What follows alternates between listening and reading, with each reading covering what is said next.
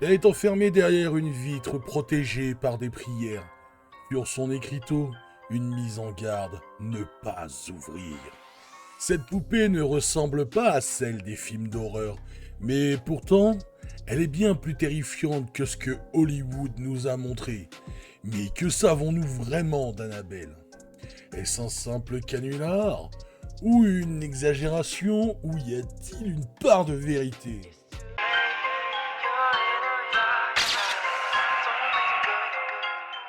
Salut, c'est Kubiak et bienvenue dans mes chroniques. Aujourd'hui, nous allons explorer la véritable histoire de la poupée Annabelle. De ses origines mystérieuses à son influence sur la culture moderne, on va tout découvrir ensemble. Avant de devenir une icône du cinéma d'horreur, Annabelle était une simple poupée en chiffon, une Raggedy Ann doll. Avec son sourire cousu et ses cheveux de laine rouge, derrière cette apparence innocente, un secret terrifiant allait émerger. Une présence obscure, malveillante, qui hantera l'esprit de ceux qui croiseront son chemin. Mais son histoire remonte bien avant son arrivée chez les Warren. Créé par l'illustrateur américain Johnny Gruelle, avec un nom comme ça, c'était obligé que ça fasse quelque chose qui parte en cahuète, hein. Donc en 1915, la poupée Raggedy Ann devient un jouet populaire dans les années 60. Oui, je sais, ça remonte, mais non, l'histoire est pas récente non plus. Fabriquée en chiffon, elle est douce et rassurante, souvent offerte aux enfants en bas âge. Son design est simple, grands yeux noirs cousus, sourire permanent, robe colorée et un cœur brodé sous la poitrine. À cette époque, la poupée n'a encore rien de sinistre. Elle est synonyme de douceur, d'innocence. Mais ce qui aurait dû être un simple jouet allait devenir l'un des objets les plus maudits de l'histoire. En 1970, une jeune étudiante en infirmière, Donna, reçoit la poupée en cadeau de sa mère pour son 20e anniversaire. Est-ce que je peux vous renseigner? Je voudrais trouver un cadeau pour ma fille. Merci. Elle vit en colocation avec son amie Angie, également étudiante infirmière. La poupée devient un simple objet de décoration posé sur son lit dans un petit appartement sans histoire. Jusqu'à ce que l'inexplicable commence. Puis, petit à petit, quelque chose change. Donna commence à remarquer que la poupée n'est jamais à la même place que lorsqu'elle l'a laissée. Parfois, elle retrouve la poupée assise en tailleur alors qu'elle était allongée. D'autres fois, elle semble s'être déplacée de quelques centimètres. Angie, sa colocataire, commence à ressentir un malaise croissant en présence de la poupée. Mais très vite, ces petits changements vont prendre une tournure bien plus effrayante. Donna et Angie découvrent des morceaux de papier de parchemin avec des messages écrits à la main. Ce message semblait être écrit par un enfant, avec une écriture tremblante, mais aucun des occupants de l'appartement ne possédait de papier à parchemin. Un jour, Donna rentre chez elle et découvra une scène terrifiante. Annabelle est sur son lit, mais cette fois, un liquide rouge sombre suinte de ses mains en tissu comme du sang. L'odeur est étrange, métallique. Cette fois, ce n'était plus qu'une simple coïncidence. Quelque chose de maléfique habitait cette poupée. Paniqués, Donna et Angie commencent à douter de leur santé mentale, on peut les comprendre à ce moment-là. Elles se confient à Lou, un ami proche, qui leur dit clairement « Vous devez vous débarrasser de cette poupée ». Bon, à point de vue personnel, dès le premier jour, ma mère elle ramène ça, je fais « Merci maman, dès que la mère elle s'est barrée, le machin est fini au broyeur ». Mais Annabelle ne comptait pas disparaître aussi facilement. Et Lou allait en faire l'expérience lui-même.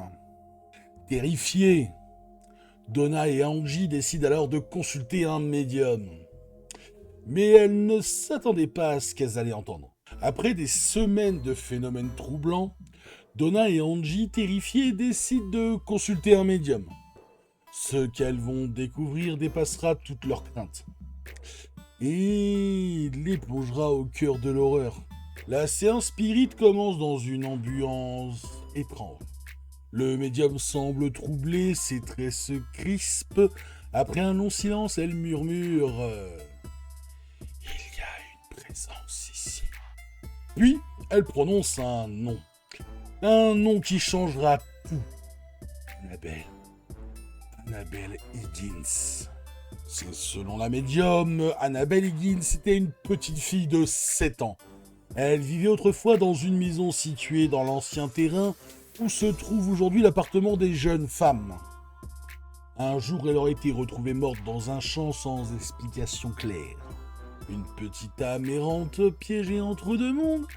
Une enfant seule cherchant désespérément de la compagnie. La médium leur explique qu'Annabelle s'est attachée à elle. Elle ne veut pas leur faire du mal, elle veut juste rester auprès d'elle. Touchés par cette histoire, Donna et Angie prennent une décision irréversible. Elles acceptent de garder la poupée et de s'occuper d'Annabelle. Mais ce qu'elles ignorent, c'est que derrière ce masque d'innocence se cache une toute autre vérité. Dès le premier jour, Lou ressent une hostilité inexplicable envers la poupée. Il dit à Donna, il y a quelque chose de mauvais dans cette poupée, tu devrais vraiment t'en débarrasser. Mais Donna refuse. Mais Annabelle ne l'a pas oublié, et elle va lui faire comprendre à sa manière. Cette nuit-là, Lou est réveillé en sursaut. Il ne peut plus bouger, son corps est totalement paralysé. Il sent une présence oppressante dans la pièce. Il ouvre difficilement les yeux et voit Annabelle, posée à ses pieds. Puis, sous ses yeux, elle commence à grimper sur lui.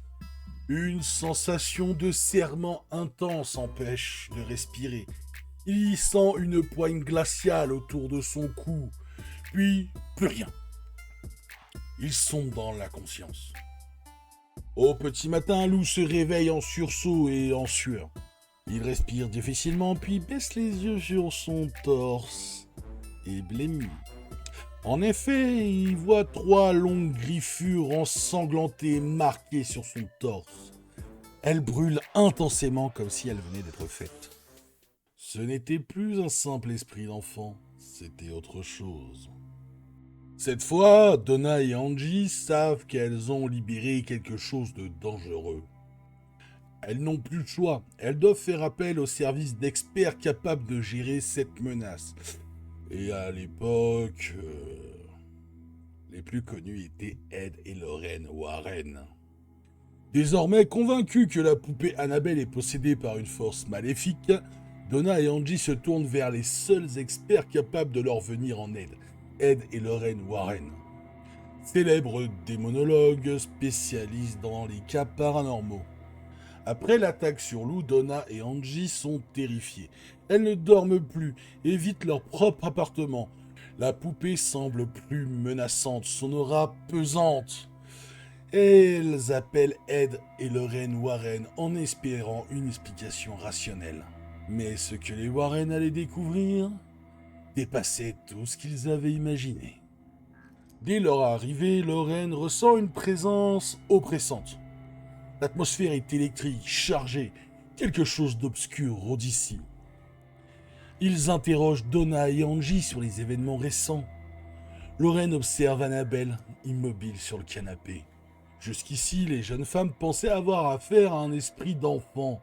Mais Ed et Lorraine Warren comprennent immédiatement que la vérité est bien plus terrifiante.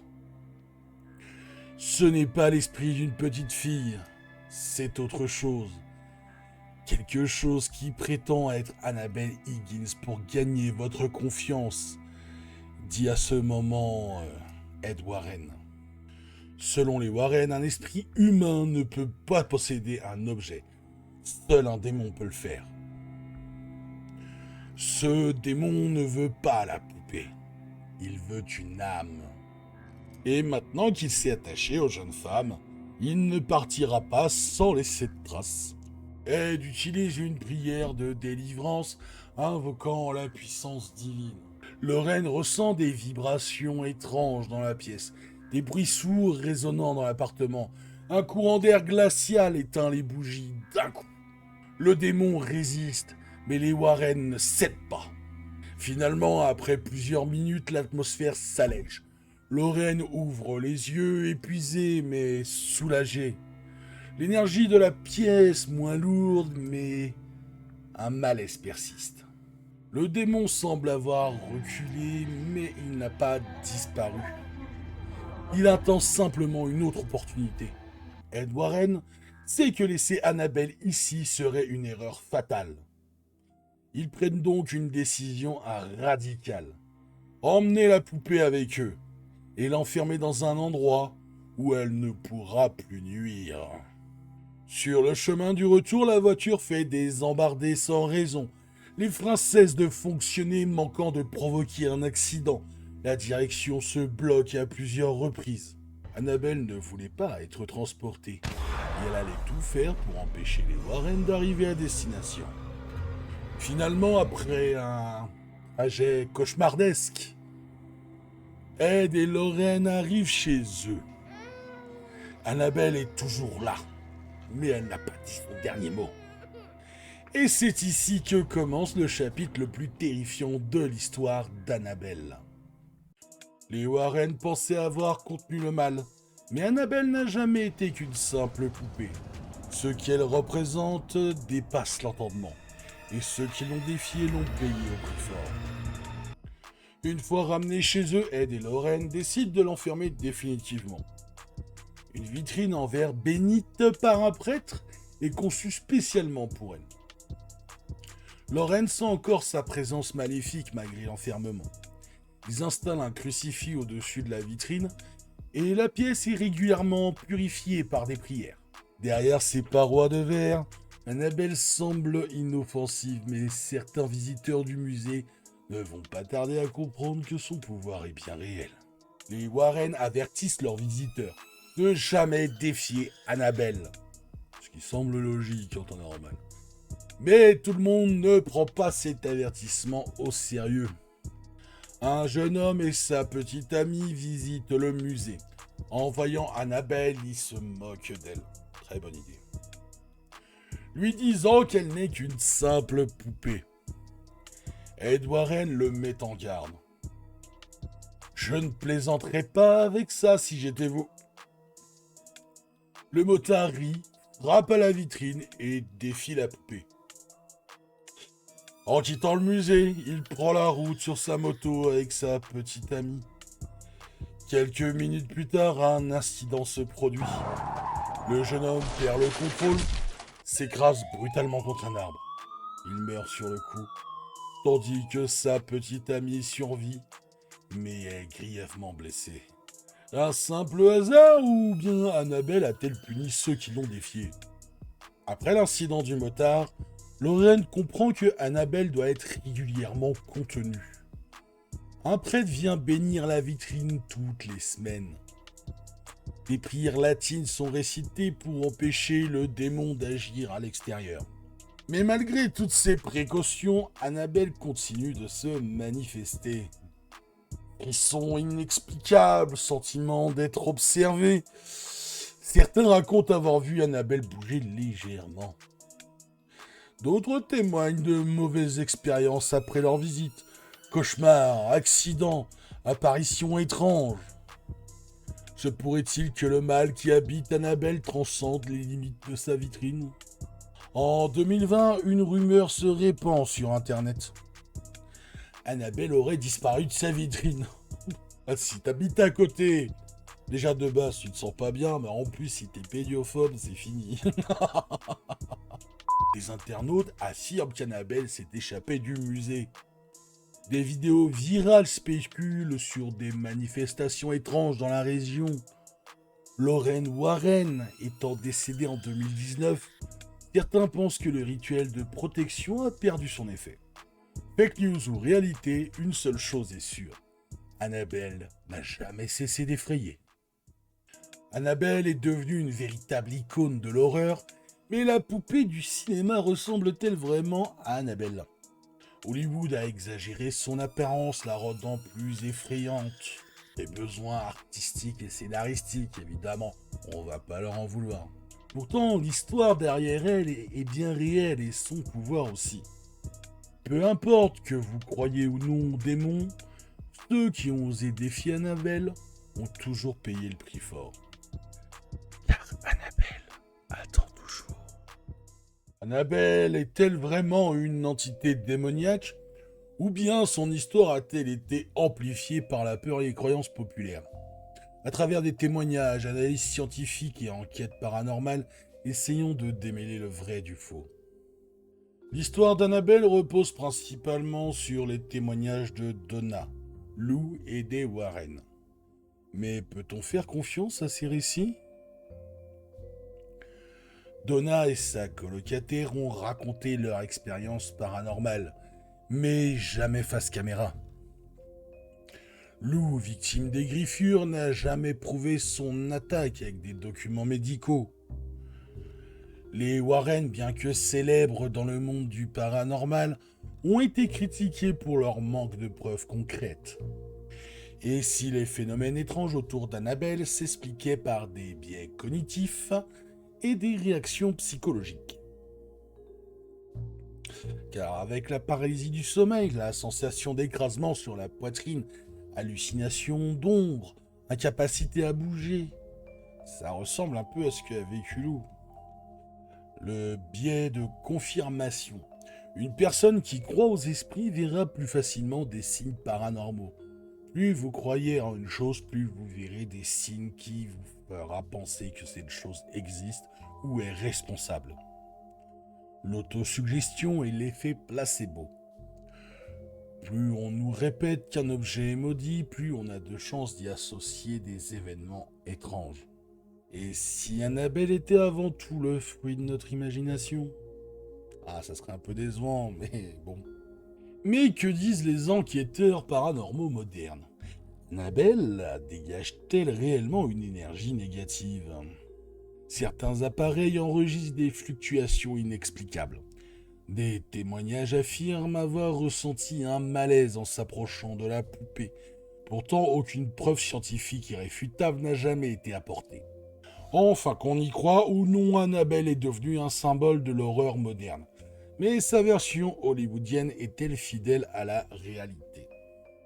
Dans la réalité, c'est une poupée de chiffon, au visage doux et innocent, tandis que dans le film, c'est une poupée aux porcelaine aux traits démoniaques volontairement effrayants. Bon, avouons-le, la vraie Annabelle aurait eu un peu plus de mal à nous faire peur dans le film, hein, quand même. Hollywood a transformé l'histoire pour amplifier l'angoisse. Pourtant, l'aura de la vraie Annabelle reste puissante et continue d'intriguer. Effets psychologiques, biais cognitifs, exagération médiatique, ou témoignages persistants, phénomènes inexpliqués, incidents troublants. Peut-être qu'Annabelle n'a jamais eu besoin de bouger pour hanter nos esprits. Vérité ou légende? Annabelle continue de fasciner, mais une chose est sûre. Personne n'ose briser la vitre qui la retient enfermée. Croyez-vous qu'Annabelle soit réellement possédée, ou s'agit-il d'une simple légende urbaine? Dites-le moi en commentaire, ça m'intéresse. D'ailleurs, en faisant mes recherches, ce qui a été assez difficile pour moi, étant donné que j'ai la phobie des poupées, la vidéo elle est dure pour moi, mais je vais enfoncer le clou, je vais vous proposer un deal.